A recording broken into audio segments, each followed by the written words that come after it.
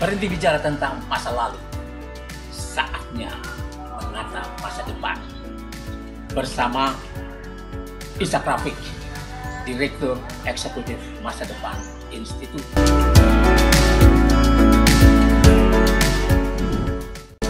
Assalamualaikum warahmatullahi wabarakatuh. Saudara-saudara sekalian, kita jumpa lagi. Anda bersama Ishak Rafiq, Direktur Eksekutif Masa Depan Institut. Panjangnya Institut Masa Depan Indonesia. Kita lanjutkan kuliah kita, Ekonomi Politik. Tema kita kali ini adalah korporatokrasi. Satu istilah yang dipopulerkan oleh John Perkins. Korporatokrasi artinya satu bentuk demokrasi juga, tapi demokrasi saat pemilu suara rakyat memang dibutuhkan katanya, tapi setelah selesai dan pemenangnya mulai membentuk kabinet, maka sang pemenang itu harus mendengar suara korporat, suara pengusaha, suara perusahaan. Rakyat boleh tetap di rumah-rumahnya dengan kesulitan-kesulitannya sendiri, tapi perusahaan tidak boleh susah. Maka pemerintah harus mendengar suara mereka. Nah, ini satu hal yang sebetulnya sangat tidak baik dalam pembangunan negara. Menjadi satu kekuatan bangsa yang diperhitungkan oleh bangsa-bangsa lain. Sebab bila suara korporat yang didengar, maka sebagian besar rakyat akan mendapatkan perlakuan buruk, baik dalam perundang-undangan, dalam kebijakan, maupun dalam perlakuan aparat, sehingga keadilan menjadi barang mahal karena tolak ukurnya adalah uang. Ini semua negara ingin menghindarinya, dan negara-negara Eropa berhasil menghindari ini karena mereka sudah membentuk sistem yang kuat sehingga kekuatan-kekuatan uang tidak mampu meminggirkan rakyat di negara-negara Eropa terutama. Nah, saya mau katakan seperti ini.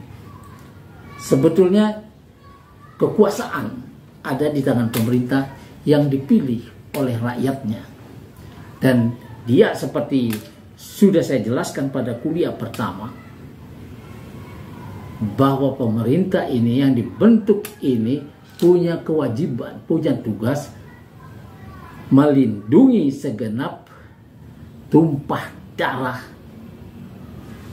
bangsanya, rakyat dan negaranya, melindungi itu dari intervensi bangsa lain lewat serangan militer maupun lewat serangan bisnis. Nah, kita sudah bahas yang pertama, serangan militer itu sudah menimbulkan penderitaan yang panjang, perbudakan dan lain sebagainya, penjajahan di seluruh dunia oleh negara-negara besar, negara-negara Eropa. Orang-orang yang sudah, negara-negara yang sudah menelan hampir separuh bumi ini, mengambil kekayaannya, memperbudak bangsa-bangsa lain di timur ini, kemudian kembali setelah negara-negara timur itu merdeka dengan lebih wangi sebagai rentenir, sebagai kreditor, sebagai investor, dan lain-lain, yang memanfaatkan demokrasi di negara-negara yang baru merdeka itu lewat pemerintahnya. Maka pemerintahnya kemudian menjadi downline dari kepentingan-kepentingan bisnis. Maka kita lihat banyak negara sekarang menjadi downline-nya Xi Jinping. Semua produk-produk mereka, produk-produk Cina atau negara-negara kuat lainnya itu dibeli oleh negara-negara yang tunduk kepadanya. Dibayar mahal, bahkan boleh investasi dengan memboyong tenaga kerjanya sendiri yang sudah berlimpah di negeri Cina, misalnya 1,5 miliar boleh dibawa ke sini lewat kontrak-kontrak investasi dan kredit. Nah, ini yang meminggirkan rakyat sendiri dari hak-haknya mendapatkan pekerjaan yang layak bagi kemanusiaan, yang layak untuk hidup manusiawi, punya rumah, punya pekerjaan, punya pendidikan, punya bisa berlibur dan lain sebagainya. Ini hilang bila pemerintahnya cuma jadi downline dari negara lain, entah itu kekuatan timur diwakili Cina atau kekuatan barat diwakili oleh Amerika. Tambang-tambang kita bisa habis. Bahkan kita bisa berubah menjadi pemulung modern dengan menjual kayu gelondongan atau pasir atau apapun yang bisa dijual, dan kita setback, tidak lagi mengembangkan industri karena kita jual pasir, jual kayu gelondongan dan lain sebagainya. Sedangkan tambang-tambangnya diizinkan kepada bangsa lain atau pengusaha dari negeri lain, sehingga ketika kita menjual nikel kita, ternyata yang punya duitnya bukan kita dan tidak juga masuk di Bank Indonesia duitnya, sehingga kita tidak tahu siapa yang menjual nikel kita 5 juta ton, siapa yang punya. Ini harus ada investigasi supaya kita tahu apakah kita ini mampu menjalankan pasal 33 ayat 3 Undang-Undang Dasar 45. Bumi, air, dan segala kekayaan yang terkandung di dalamnya dikuasai oleh negara dan dipergunakan untuk sebesar-besarnya kemakmuran rakyat. Ini harus wujud lewat peraturan perundang-undangan di bawahnya. Kalau itu bertentangan dengan Undang-Undang Dasar 45 maka tidak boleh. Dan pasal 33 ayat 3 ini adalah konsep zakat yang dibawa oleh para pendiri republik supaya kita menjadi tuan di negeri sendiri. Karena cuma Islam yang memberi konsep itu, bahwa bumi ini diciptakan oleh Allah untuk semua, untuk rakyat Indonesia yang sekarang ada dan yang bakal lahir. Makanya zakat tambang ini ada 20%. Karena langsung dikeruk dari bumi, dikasih gratis oleh Allah. Dari zakat tambang yang 20% inilah mestinya pendidikan bisa digratiskan, juga kesehatan, bahkan listrik dan airnya rakyat bisa dibikin gratis lewat konsep pasal 33 ayat 3 itu. Tapi kalau pemerintah mengabaikan ini karena disetir oleh negara-negara yang memberi kredit dan memberi investasi, maka kita harus kembalikan ini ke relnya yang benar. Maka pemerintah Jokowi masih punya waktu 1 tahun untuk memperbaiki ini supaya tambang-tambang kita tidak hilang, supaya dihentikan ekspor pasir, supaya dihentikan penjualan nikel dengan cara yang sedang berjalan ini, sehingga mereka tidak seolah-olah cuman menjadi pemulung penada dari tambang-tambang nikel kecil yang dijual ke dia, kemudian mereka lempar keluar dan kita tidak menarik apa-apa dari situ. Nah, ini dalam politik kita bisa melihat bahwa kekuasaan, ya sebetulnya pemerintah adalah pemegang kekuasaan tertinggi. Kemudian ada para pemilik modal, para kapitalis, konglomerat dan lain sebagainya yang memiliki duit banyak. Kemudian terjadilah perkawinan antara penguasa dan pengusaha, antara besi dan uang. Dan Anda tahu, ketika uang kawin dengan kekuasaan, maka yang menjadi suami adalah uang. Maka kekuasaan disetir oleh uang itu. ini juga menimpa Amerika dan negara-negara lain.